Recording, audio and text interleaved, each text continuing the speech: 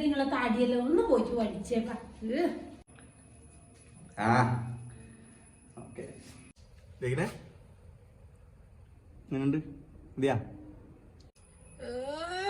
മജിയാൾക്ക് പോയിട്ട് താടിയും മുടിയും പഠിച്ചിട്ട് ഇങ്ങോട്ട് വെക്കുന്നുണ്ടായിരിക്കാ. ഇത് തന്നെ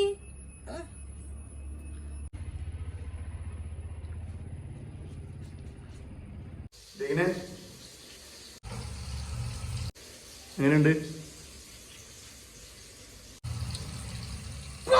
കള്ളക്കളവാടും ഒരു പഠിച്ചിട്ട് വന്നേ. ഇത് നാണത്